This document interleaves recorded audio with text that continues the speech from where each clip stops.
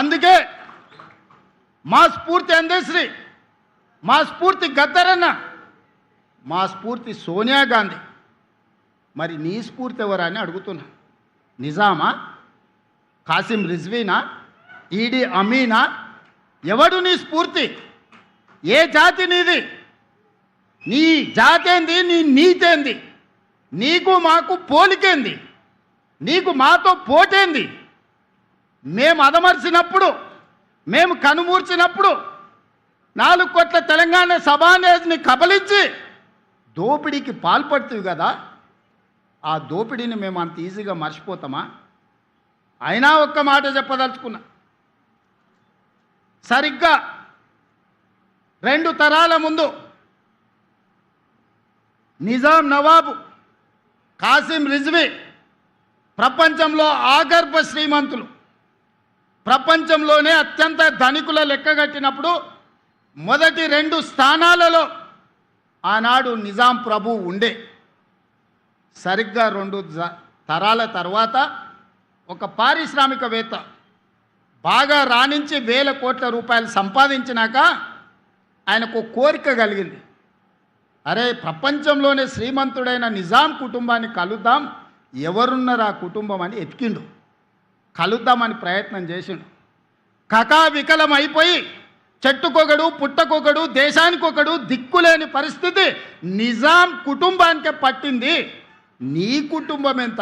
ఈకలోది తోకలోది. ఇవాళ నువ్వు అనుకుంటున్నామేమో చాలా ఉన్నాయని. ఏది ఉండదు బిడ్డ, బిచ్చమెత్తుకొని బతకాల్సి వస్తుంది. తెలంగాణ సమాజం గమనిస్తుంది. ప్రపంచానికి ఆగర్భ శ్రీమంతుడైన నిజాము 3వ తరం వచ్చే లోపల చూద్దామంటే కూడా దొరకని పరిస్థితి ఈ ప్రాంతంలో ఉత్పన్నమైంది. నువ్వెంత? నీ బిషాత్ ఎంత? నీ జాతి ఎంత? నీ జాతి ఈ ప్రజా పరిపాలన మీద శాపనార్థాలు పెడుతుందా?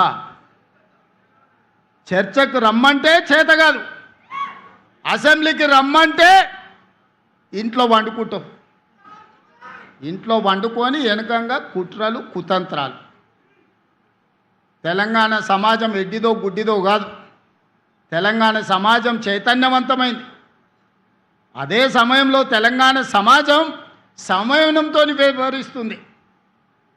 220 సంవత్సరాలు పరిపాలించిన నిజామును కూడా సాయుధ రైతాంగ పోరాటం ద్వారా మట్టి గరిపించి ఈ నేలలోనే కలిపేసి తెలంగాణ చైతన్యాన్ని ప్రదర్శించింది.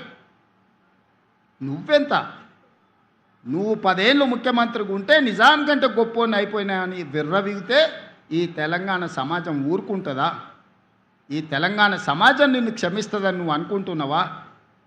అందుకే మిత్రులారా, ఈనాడు అందశ్రీ అనేవాడు ఆధిపత్యం తెలంగాణ మీద ప్రదర్శించాలనుకున్నప్పుడు, ఈ తెలంగాణని ఆక్రమించుకొని ఈ తెలంగాణను దోసుకోవాలనుకున్నప్పుడు ఏ తరమైన అందశ్రీ మళ్ళీ పుడతాడు. ఆ అందశ్రీ స్ఫూర్తి మన గుండెల్లో ఉంటుంది. ఎవడు ఈ తెలంగాణను చెరబట్టలేడు. ఎవడు శాశ్వతంగా ఈ తెలంగాణను దోచుకున్నని వికటట్టహాసం చెయ్యలేడు. అప్పుడు అందశ్రీ తప్పకుండా వస్తాడు, పాటై వస్తాడు, తెలంగాణ సమాజాన్ని చైతన్యం చేస్తాడు. ఒక స్ఫూర్తి ప్రదాతగా అందశ్రీ ఉంటాడు. అందశ్రీ స్ఫూర్తి మా ప్రభుత్వానికి, మా పాలనకు శ్రీరామ రక్ష. ఈరోజు కూడా గుండె మీద చెయ్యేసుకుని ధైర్యంగా నేను చెప్పగలను, అందశ్రీ గద్దర్ స్ఫూర్తి మా పరిపాలనలో ఉంది. మాట కోసం నేను ఈ మాట చెప్పట్లేదు.